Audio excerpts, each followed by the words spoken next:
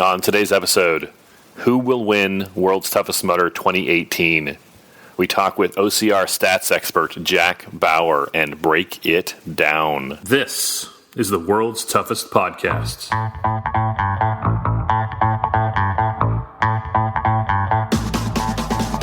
Welcome to the World's Toughest Podcast, where we talk about any obstacle course race you'd like, as long as that's World's Toughest Mudder. Each week we talk to members of the WTM community and share stories of success and failure in the single greatest event in OCR. My name is Will Hicks, and this is the World's Toughest Podcast. Welcome back to World's Toughest Podcast. My name is Will Hicks. Thank you for listening to the number one rated obstacle course racing podcast in the world. Very excited about today's episode. Before we get there, I am in Atlanta for World's Toughest Mudder 2018. Very excited about this weekend. It is going to be miserable. The weather forecast for overnight continues to drop.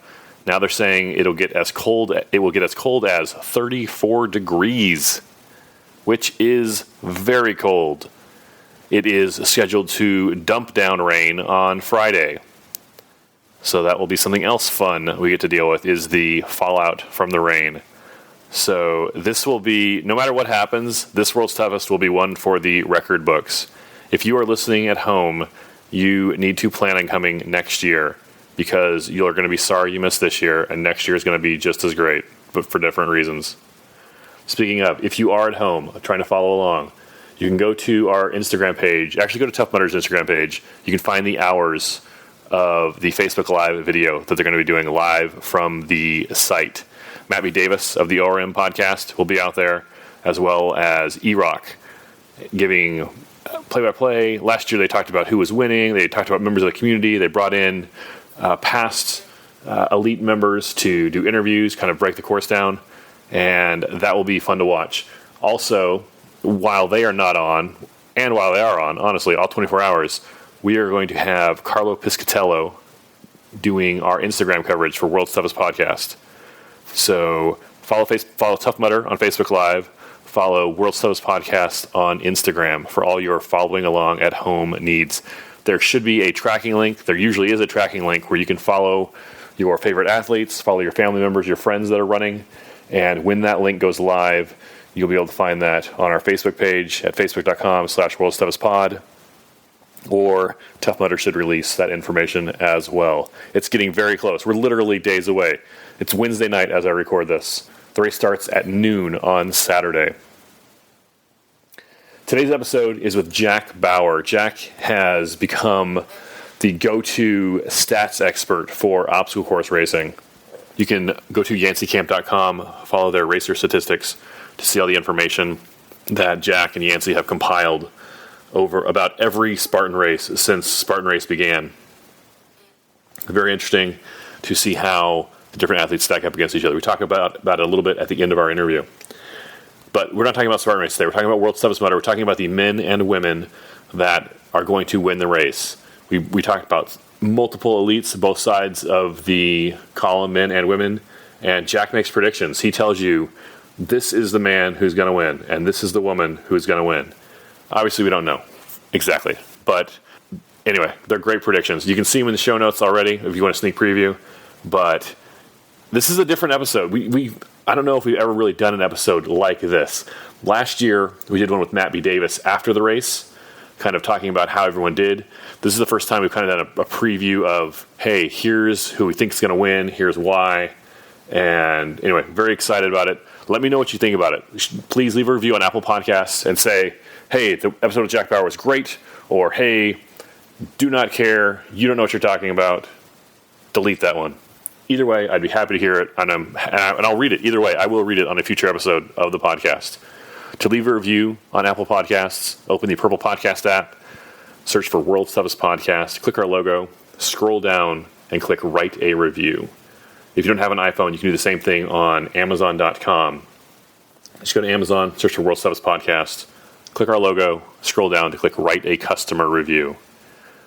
Two more things to tell you about. One, if you think you know better than Jack who's going to get first, second, and third place, you should email me at worldstoughestpodcast@gmail.com with So Smart WTM in the subject line.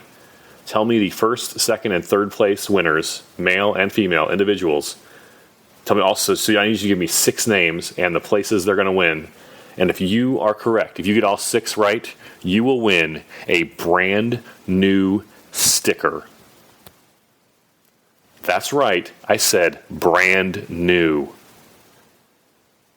Email worldstoughestpodcast@gmail.com with So Smart WTM in the subject line to enter.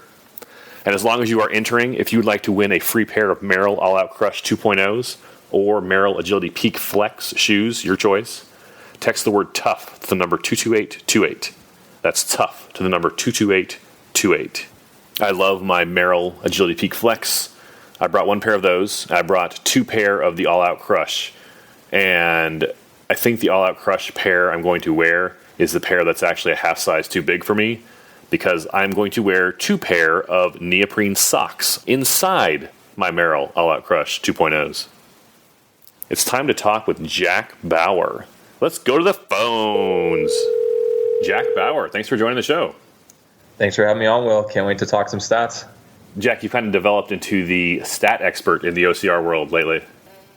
Yeah, I think that no one's really done it before, and I feel like a lot of people are really interested in sports statistics, not just for OCR, but that's just kind of the way that a lot of the big 4 sports are turning. So I figure as the OCR is getting a little bit more legitimate, it might as well give some more numbers behind the races. Let's talk about World's Toughest Mudder this weekend and maybe some of the athletes we can expect to see at the top of the podium or on the podium, near the podium even. But before we talk about the athletes, what does the weather look like for this weekend? Yeah, I've got that pulled up, and although there's no rain forecast on Saturday itself for the start of the race, Friday is going to have rain basically all day. Not constant, but it's going to be at least drizzly, and it says the high on Saturday is going to be 50 for the high and 34 for the low. Right around start time, it's going to be in the mid-40s, and then overnight it's going to drop to the mid-30s, and by the time everyone finishes the next day, it's back to the mid-40s. So you're looking at around 35 to 45 degrees for the entire race. And the course is definitely going to be muddy from the start, not just after people start running on it, but because of all that rain on Friday. So it's not a runner's course versus a drier course this year. So that, without a doubt, the elements are going to play a role in how people place. Tell me that one more time. At the start of the race, at noon on Saturday, what's the temperature? Noon, you're looking at about 45 degrees. Overnight, the coldest it's going to get is about 35, and then it will warm back up to the mid-40s for the finish. So you're going to stay in that 35 to 45 range the entire time. That sounds like wetsuit weather even to start with. Oh, you'd be foolish not to wear one. I mean, the rule of thumb is you feel about 20 degrees hotter than the weather is outside just by running and getting your heart rate up because of the excess heat produced. But even then, 45 plus 20 degrees, that's only the mid-60s. That some people might want to wear a lighter or a long sleeve shirt at that weather. So from the start, it's going to feel cold. Last year at World's Toughest Mudder, when they announced that Atlanta would be the venue for this year, they played a little video, and at the end of the video, it said Hot Atlanta. And I feel like that was a lie. Oh yeah, they're just trolling everybody. Let's talk about some of the men. Who are some of the men to watch this weekend? Well, let's just start off by mentioning who's not going to be there, because there are a lot of people in the past who have performed really well who are either not showing up or are going to be doing a relay race or a team race instead. First person comes to mind, Ryan Atkins won't be doing solo. I think it's a given, unless some disaster happens, that his team with Ryan Woods, Brian Gowiski, and Lindsay, they're almost a lock to win that race. Robert Killian will not be there. Chad Trammell won't be there. So right there, and Austin Azar won't be there. So that's 4 out of the 7 people who have run over 100 miles will not be racing solo at 2018 World's Toughest Mudder for the men. I know John Albin and Killian will both be in Iceland to go for the 100 miles there. I would say that Albin has a good reason to be there, though. You know, we haven't really talked about that much on our podcast yet, but Albin has a legitimate shot to win $1 million running an obstacle course race. The thing is, I was looking over his splits. you would have to run almost 30% faster than the fastest single lap that anyone did in Iceland and do that nonstop for 24 hours. Assuming even if it's a little bit better conditions, I just don't see that possible 100 miles. It's worth giving it a shot, because if he does pull it off, if anyone can do it, it's him. And I honestly think that he's probably the most underrated, despite all of his ridiculous accolades, athlete in all of OCR. No one ever gives him the credit where he's due, but I'd love to see him pull it off. So we're going to miss Albin this year, but I think it's understandable. Mm-hmm. So let's talk about the men who will be there. The men who will be there. I would say a couple guys, since we were just naming off 100 milers, Trevor Cichosz and Kris Mendoza are two athletes definitely to watch. Trevor's got over 90 miles the past 4 years. He got 105 in 2016, and he got 95 last year. Kris Mendoza reached 100 miles in 2016 and had 80 in 2015. So those two are very, very likely to end up in the top 5, or at least the podium, or at least top 5 or podium. A couple other guys that I would mention, Christopher Maltbie. Not a lot of people talk about him. He's had 80 miles, 95 miles, and 90 miles the past 3 years. I believe, you can correct me if I'm wrong, he worked for Tough Mudder, or currently does. So that's kind of cool that someone within the same company has put up mileage like that. He has. In fact, he finished in the money in 2015, but because he was an employee at Tough Mudder, they ended up donating his prize money to the Wounded Warrior Foundation. Oh, that's really cool to know. Talking about Trevor Cichosz, he's finished on the podium every year the last 4 years, including his win in 2016. Trevor's won it before, and so he could do it again, although totally different conditions when he won it in Vegas. Oh, absolutely. And I don't know if you covered it, but I know that Heather Bodie with Overcome and Run, she did an interview with him where he just ran literally across Scotland. It was a 200-plus mile ultra marathon. That's a super ultra marathon at that distance. And he ended up winning that maybe a month or two ago, would you say? I think it was in September. About 2 months ago, yeah. Yeah, so clearly the longer the better for him. Scotland is notorious for some really horrible conditions, and it sounded like it was just rainy and wet the entire time. I think that just coming off of that experience and having such an extensive track record, Trevor is probably the favorite at this point, now that some of those other names that we mentioned before aren't actually racing. Speaking of 200-mile runners, Tyler Nash will also be there. Oh, yeah, he just did the Moab 240. I heard your interview with him. He's a pretty entertaining guy, and without a doubt, he can put up some serious miles this year. What's your take on him? He's done great at Toughest Mudder. Last year in Chicago, he ran 50 miles in the 8-hour race, which almost any other time is enough to get first place at Toughest Mudder. Yeah, I think there are only a handful, there are maybe 5 or 6 guys who have ever put up 50 miles in a Toughest Mudder. And Brian Atkins has done it several times. I think Chad Trammell. But for Tyler to put up mileage like that, I think Kris Mendoza did in Michigan this year. So he might not get the press that everyone else does, but after completing a 240-mile race and having that 50-mile toughest race under his belt, definitely a podium threat. He's also the first World's Toughest Podcast sponsored athlete. So if he wins the race, he'd better be rocking those stickers I gave him. Oh, yeah, that sticker sounds legit. So I'm sure he'll be pumped. And that's his sole motivating factor for this race.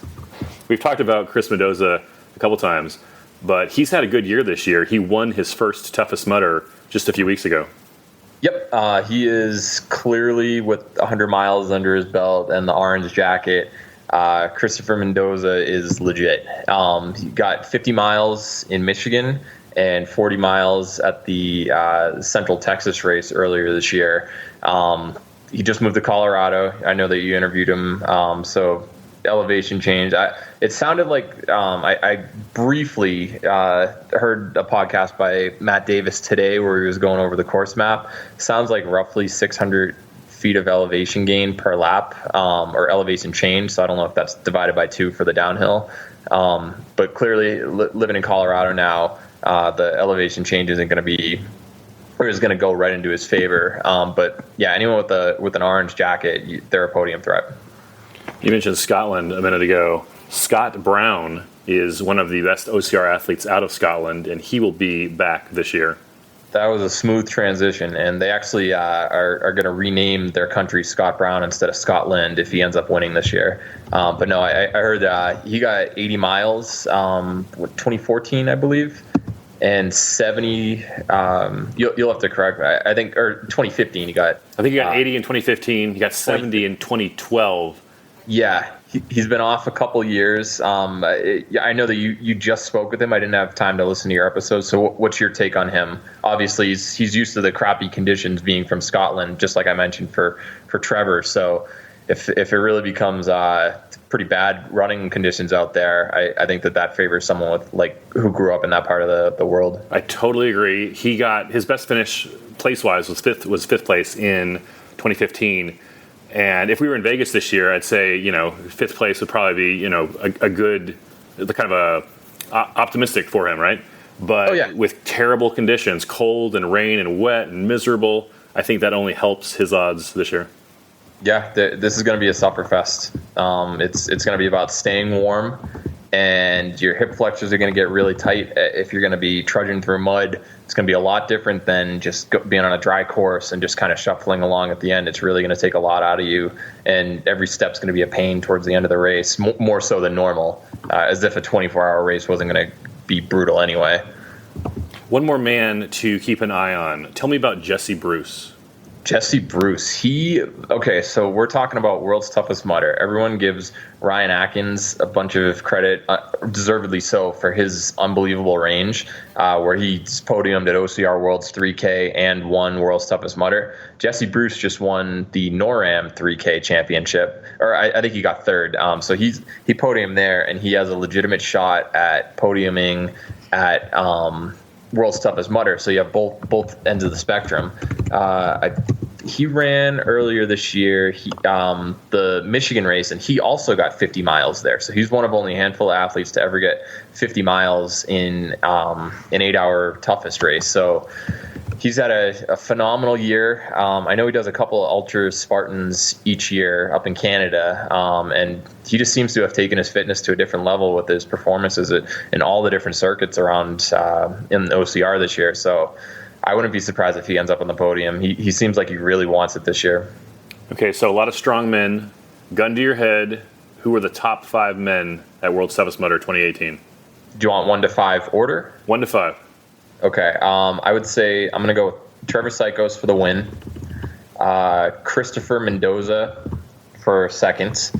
Honestly, a guy that we didn't talk about who did really, really well. I was watching the leaderboard last year. I think he's from Germany, Michael Schjutt, Schjutt. He was battling for a podium spot for a good 2/3 of the race, and then that was his first ever World's Toughest Mudder. I think that the fatigue just started setting in, but he hit 85 miles last year. I'm sure that he learned a lot about that, and I wouldn't be surprised if he's in the top 5 at this point. But I guess I would go with Trevor 1, Christopher Mendoza 2, Christopher Maltbie, just because he's hit 90 miles the past 2 years. I'll go with him in third. I heard your interview with Tyler Nash. I do think he's going to do really well, so I'll put him in fourth, and then I'll put Michael Schjutt, who I just mentioned, in fifth. Trevor Cichosz, Kris Mendoza, Christopher Maltbie, Tyler Nash, Michael Schjutt. Yep.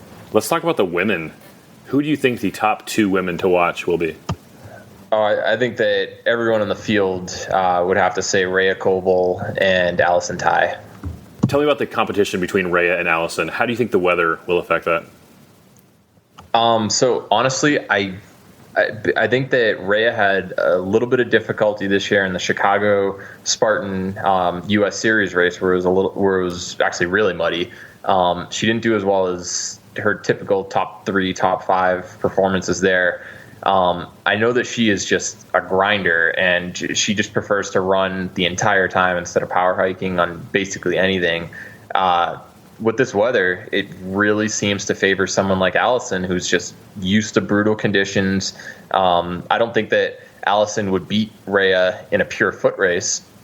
But this course is going to be really sloppy, and that just doesn't necessarily bode. Not that I'm saying that Rea is going to struggle. I just don't think she will replicate her 90-mile performance from last year, and the reason is because of the weather.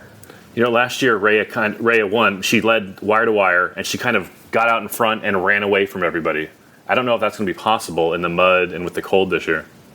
Yeah, I think that there's going to be a lot of teamwork required. Obviously, a lot of people are helping each other throughout the course, but I don't think that Everest.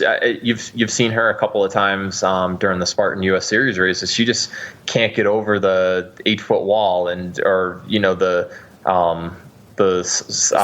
slip wall towards the end of the race, and you're going to have a lot of help out there. But at the same time, she's shown that she struggled there a few times. It just seems like that's going to be a very, very common thing during this race, having difficulty getting up over walls, not just for her, but just the masses. So even if she runs away for a little bit, you could easily get stuck on a relatively easy obstacle during a dry conditions that will just throw a wrench in your race this year, lap after lap. All that being said, she, like Ryan Atkins, Rea has never lost a race 8 hours or longer.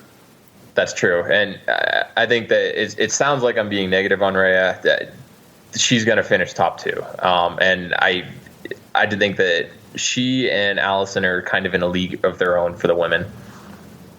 Allison's performance last year was the third best performance by a woman at World's Toughest Mudder ever. It would have won any other year except for the year Amelia Boone won in 2012 and obviously 2017 against Rea.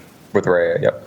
Yeah, without question, Allison, everyone, if you had to make a Mount Rushmore of your top female ultra-endurance OCR athletes, she would be on there. I'd say probably with Deanna Blegg, Amelia, Allison, and probably a toss-up between Rea, even though she's only been doing it for about a year and a half, and maybe Lindsay. But yeah, without question, Allison is always contender at the top. She got 70 miles in 2014, 75 in 2016, and 85 last year. So the sloppier, the nastier the conditions, she's already had great performances in the past, and I think that this could be her year to finally not be the bridesmaid at World's Toughest Mudder. So if we give the top two spots to Rea and Allison, who do you think we should watch for that third position on the podium? There are a few names that they are starting to be a little bit more well-known in the OCR community, but haven't necessarily done World's Toughest Mudder before. Alex Walker, I'm pretty good friends with her, and I talk with her regularly. She has been putting in some serious miles for the past, I'd say ever since midsummer, when she decided to abandon Tahoe and just go all in on World's Toughest Mudder.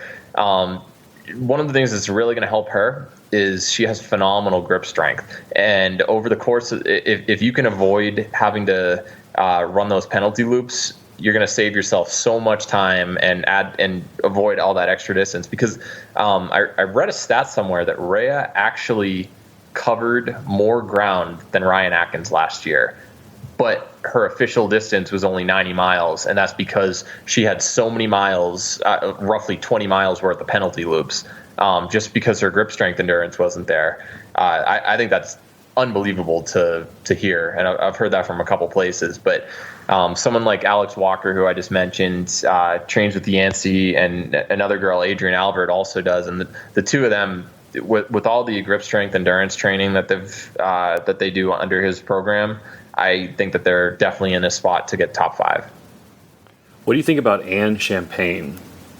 Anne Champagne. So we mentioned Rea earlier. Anne is one of 3 women to have outright won a race in OCR, or one of the Tough Mudder or Spartan races, to beat all the men within the same race. She won a Spartan Ultra Beast in Canada earlier this year. She was the first overall finisher, not just as a female, but overall. So clearly she is a force to be reckoned with the longer the race gets. And she also won the Killington Ultra as well. I don't think that she has ever run a World's Toughest Mudder, but with performances like that, it just seems like she's ready to make a name for herself. Another World's Toughest podium-winning athlete that'll be out there is Morgan Mckay. Yeah, so she is also doing Iceland, or she decided to do this in addition to Iceland, right? Yeah, she won Iceland last year. Well, it's kind of a story for her. Last year at World's Toughest, she got injured, so she wasn't able to finish, and that was her A race of the year. Yeah. So kind of disappointed with that. She decided to do Iceland a month later, and she won.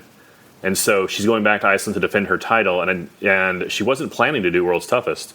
But just recently, I've talked with her for Elite Week. It hasn't aired yet. But she is going to run World's Toughest, and she's not going out there just to have fun. She's going there to compete, and she's going to do as good as she can. If she can win it, she's going to win it. So, oh wow, that's really cool to hear. Because she got 80 miles, and third place in 2006 or 2016. And then last year she was looking for some redemption, but I believe she got injured halfway through. Didn't she fall off and hit her head and had to have a medical DQ from that race last year? Yeah, she fell off Funky Monkey at the end of the obstacle, hit her head, and she medical DNF'd. Yeah, she was crushing it the first half of the race, and then that's you got to stop. Your mileage is what your mileage is. So she only ended up with 40 after 80 the year before. But clearly winning Iceland a month later, you knew that she was in amazing shape for that race, or for World's Toughest Mudder heading into it. So yeah, with track record, she's definitely a podium threat. You talked about Adriane and Alex with their grip strength from Yancey camp training. Morgan also trains with Yancey. Yeah, she is. And speaking of injuries, didn't Adriane also had a medical DQ last year? So I guess Yancey does really good grip strength training, but his ultra athletes just end up hitting their head on an obstacle at World's Toughest Mudder. I'd say he has a good concussion recovery protocol. Yeah. I'm sure that's not a training protocol, but yeah. Another athlete I saw in Germany at Toughest Mudder Berlin was Carola Fechter. I wouldn't be surprised to see her mixing it up, especially early in the race. If you see her name, don't be surprised. She's one of the top women out of Europe that makes the trip over for World's Toughest. Yeah, and the Berlin course for toughest, she only got 30 miles there, but that was a deceptively difficult race or course for a toughest course. So the mileage just wasn't as high there as other races where you see some of the women hitting 40. 30 was a very strong mark there, and she got 25 at Europe's Toughest Mudder in the UK earlier in the year as well. So those are the women to watch. Like the men, there's going to be a lot of women who aren't there, though. Who are some of the women that we're going to be missing this year? Probably one of the best performers of all time for the women, Deanna Blegg. She hit 80 miles last year, and she holds the women's masters record with 85 miles from 2013. She won't be here. Amelia Boone won't be here. Everyone knows her story. And then a couple other names, a couple other question marks. You have April Hartwig. Suzanne Kraus got second in 2016 behind Steph Bishop. I don't know if she's going to end up coming this year. But yeah, there are several big or former podium athletes who just won't be here this year. Lindsay Webster will be over on the team side. We talked about the team relay already. Yeah, and I think that's actually a good decision for her because she seems to dominate 8-hour races, and 24 just is a little too long for her current skill set. And I think 12, if in theory, she'll run about 12 of those 24 hours. I think that's a really, really good, the tip of her, it's about as far as she can go and still without crashing and burning as much as she has in the past. Not to say that she's done terribly, but I think that she realizes that 24 hours is still a little out of her element at the moment. But that team is so strong with Ryan and both Ryans and Brian Gowiski. Someone I was hoping that would make it out, but she had an injury, is Ulrika Evensen. Yeah, she got 80 miles last year, and she's won a couple of toughest this year. That is kind of a bummer that she's not making her way out here. She got 45 miles at Europe's Toughest Mudder, which is just a ridiculous amount of distance for a woman in one of these 8-hour races. Only a couple others have made it that far. Rea did in Michigan, but that's just a phenomenal performance if you want to compare apples to apples. I feel like Ulrika is the Rea Kolbl of Europe. But to say that, Rea Kolbl is originally from Slovenia, so maybe Rea Kolbl is the Rea Kolbl of Europe. That maybe, this is kind of like some Inception thing right there where you're nice comparison. So we've talked about all the women. If you had to pick the top 5 in order, what do you think? You know what? At the beginning of this year, I thought that Rea was going to be on the podium at Tahoe, and then she got hurt. And then I also thought that Rea was going to be unbeatable at World's Toughest Mudder, but now we have this weather forecast, and I've run with her a few times. She is just phenomenal. But I'm going to give Allison Tai the edge this time, barely. I think they're both going to hit the same miles. We can predict miles later, but I think Allison is just going to be ahead of Rea for the win. So those will be my top 2. Who do you think will get 3rd place for the women? I'm going to guess Morgan Mckay, just based on her experience. I know that you mentioned she isn't in the her preferred shape for this race because she's going all in on Iceland, but she's going to show up and want some redemption after this year, and she's already been on the podium before in 2016. So just that performance and her track record, I think that she's going to pull off 3rd. And then for 4th and 5th place? 4th and 5th, I'm going to give to Alex Walker and Adriane Alvord. So Allison Tai, Rea Kolbl, Morgan Mckay, Alex Walker, Adriane Alvord. Correct. You heard it here first, and then I'm hopefully not wrong. We talked about mileage. What do you think the winning mileage for the individual man will be? To be honest, I think a lot of people are wondering that same question who are racing. That's why a lot of people have been saying that they have a certain placement goal as opposed to mileage, because so much can happen in a new course, especially with some weather that's going to surprise people or have a huge role in how far people can run. I think that Trevor could get in the potentially 100, but I think that the men are going to be about 95, a couple guys over 90, and I think the women are going to be about 80. What's your take? What do you think? I thought when I asked you the question, I thought you were going to go one way, and I think I'm going the other way. I think this is going to be the lowest winning mileage since New Jersey. I would say the winning man probably gets 75 or 80 miles. So this could potentially be like Iceland last year, where everyone's has those 100-mile goals, and then the winner's 71, and it's just like whoever would have predicted that. Like the starting line temperature is this weekend is going to be colder than the midnight temperature last year. That's true, but they won't have a sandstorm or anything that's affected the racers in the past in Las Vegas. But I totally agree now that I think about it. That not just the sloppy conditions, but the temperature, the unknown. You're right. It's going to be humid also, but I think that people are going to be forced to be in a wetsuit from start to finish. So maybe 90 would win it for the guys and 75 for the women. You might be onto something there. Jack, any last thoughts before we move on to end of the interview? Yeah, I was just gonna see how well you know your World's Toughest Mudder history. You want to do a little guess the top 5 miles? Oh man, let me do guess the top 1 miles. This is a hard one. Okay, all right. So we're gonna guess all-time mileage for the men and women. Yeah, let's start with the men because I've got that page pulled up right in front of me, and then we'll go to the women. I would be a fool if I did not. And these are including their individual and any team performances? This is any time they have stepped on the course. And for instance, like the relay, some guys ran 120 last year. They only really got credit for 60. Sure, okay. Or 65, depending on which leg they ran. So the number 1 man has to be Ryan Atkins. That's correct. So he has 490 career miles in 5 races. The number 2 man, I would probably say it's someone like, you know what I'm going to say? He's not going to be second, but I think he's going to be top 5. Is Trevor Cichosz. Trevor Cichosz is 4th with 455. 455 is 4th place all time. Yep. Okay, so Robert Killian's not on that list. Robert is definitely not. I have to scroll down past 40. He's 40th. He has 270 in 3 races because he got 65 that first year. Sure. And then his other 2, he hit over 100. Okay, so second and 3rd place are going to be somebody that has come every single year and puts up like 60 miles, 65 miles a year. So one of the guy who's in second, I'll just give you the answer. Matt Hansen.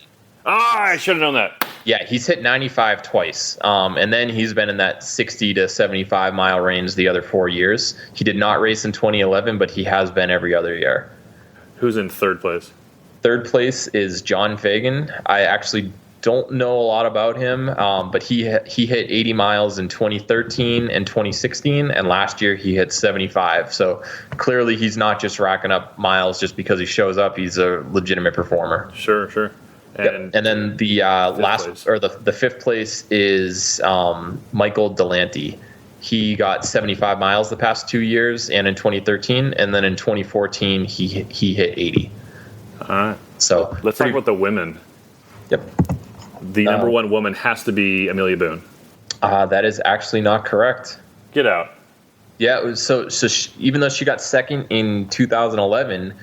She only put up 40 miles, and that's because it was in New Jersey and just wasn't a high mileage course that year. It was the first one ever put out there. So despite running that actually didn't add to her total as much as you'd think.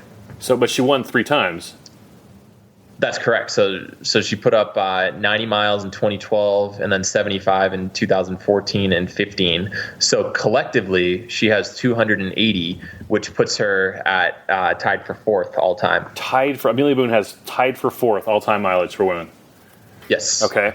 Grant, she has run fewer races than the people above her. Sure. Except for one person, and that is the number one all time mileage for the women. Number one all-time mileage? Yep. Is Allison Tai on the list? Allison Tai is 6th. I feel like I'm playing Family Feud. Show me Allison Tai. Yeah, just think about some mitts, and then you'll know. Deanna Blegg. Oh, yeah. 310 career miles. Number 1. Yep. Good for her. And that's in 4 races. Number 2 with 305 miles in 6 races is Lauren Andrews. She has consistently been in the 50 to 55 range with a high of 60 in 2013. So Deanna in first, Lauren in second. Who's in third place? Third is Renate Kaufman. I don't know if I pronounced her first name correctly, but she has 290 miles in 5 career races. And then Carrie Wiggins has 285 in 5 career races. And then Amelia Boone right after that with the 280. That's good numbers. That's good stuff. Some of those women, man, that shows you the power of just showing up. Just show up and race and see what happens. Absolutely. You think who's just for 5 years from now, who's the first person to reach 1,000 career miles? Who do you think? Well, it's got to be Atkins if he keeps doing it. Yeah, I mean, at 100 miles a pop, he's gonna. But he's gonna run fewer miles this year because he only half the miles this year. So Trevor is only 35 behind him. I think Trevor and him might be caught up to each other this year. You know, they could be tied. If Trevor runs 100 and if Ryan runs 65 this year, that'd be they tied for the. Pretty fascinating. And Ryan seems like he's happy to do team a few years and go individual a few years and kind of. He's done team a few times already. He has nothing to prove. Like we know if he shows up, he's probably going to win, right? Absolutely, yeah. Basically. Jack, do you have any sponsors or anything you want to plug? I don't have any sponsors, but I do a lot of work with Yancey Culp. He trains me. He's done a really good job helping take me to a really good level in OCR. But I'm also working with him on a couple of projects. You alluded to it at the beginning. I came out with a bunch of Spartan race statistics earlier this year, or a couple months ago, right around Tahoe. And it just defines who the best in OCR, or specifically Spartan, really is. Because a lot of people just show up and they'll win the Sunday sprint, and they'll look really good on the surface of the Spartan overall series rankings, but they didn't really race anybody that good, so they're kind of overinflated. And the same thing happens with people who get 10th place. They might not look as good, but if you're doing 10th against the best competition week in and week out, then you should be rewarded for that. So it kind of just gives everybody a grade on a 0 to 100 scale, taking in a bunch of factors. You can go to yanceycamp.com/Spartan race rankings and check it out. I'm also going to be adding age group rankings in 2019. I haven't done a lot of updating on the website in the past few weeks, but trust me, I'm working hard behind the scenes to get some really cool stuff out there. Kind of like what we went over with all these statistics. So I think that you're going to see a lot of really cool stuff on there, and I'll be adding some Tough Mudder stuff as well. You know, one of the cool things about college football is seeing the rankings, you know, a few days after the game. All the games are on Saturday, Sunday, Monday. You see all the rankings for all the teams, and, you know, this team won, and so this is what happened. And this team lost, but it was a strong loss. It was a close loss against a good opponent, so they get credit for that. So I think... Yeah, that you nailed it on the spot. But finish. Yep. No, I was just saying I think this is a great thing for the sport, and I'm looking forward to seeing how it grows over, you know, in the future. Yeah, 2019, we've got big stuff planned, so don't think I gave up on it. There's a lot of stuff. There's a lot of hard work going on behind the scenes. We've just been crazy busy with work commitments and everything, but I've got some really cool stuff coming out next year. Jack, how can people follow you on social media? So it's really difficult to get a hold of me if you just type in Jack Bauer for obvious reasons, thanks to the guy on 24. But if you type in Jack_Bauer_OCR on Instagram, that's probably the best way to find me. Jack, any last thoughts on World's Toughest 2018? I mean, just having talked through this with you, it seems like we're both predicting a really sloppy course and low miles. So I think that there's going to be a lot of tight battles. I'm curious to see how many people might get stuck on obstacles that they normally wouldn't, just due to just being all sloppy and muddy, and how that might play into the total and some of the lead changes. So I think that it's going to be an awesome show, and I look forward to seeing how the results come out and seeing if we were right. Jack Bauer, thanks much. All right, thanks for having me, Will. So what do you think? Will Trevor Cichosz win for the second time? Will Allison Tai win for the first time? Let me know your picks. Email me at worldstoughestpodcast@gmail.com with "so smart" in the subject line. Send me your first, second, and third place, man and woman. And if you are correct, you'll win a free sticker, and I will call you on air to congratulate you for winning that free sticker. Obviously, the real prize is the sticker. I would love to know what you thought of this episode. It was very different from one of our standard episodes. So let me know in a review on Apple Podcasts, and I will read it on a future episode.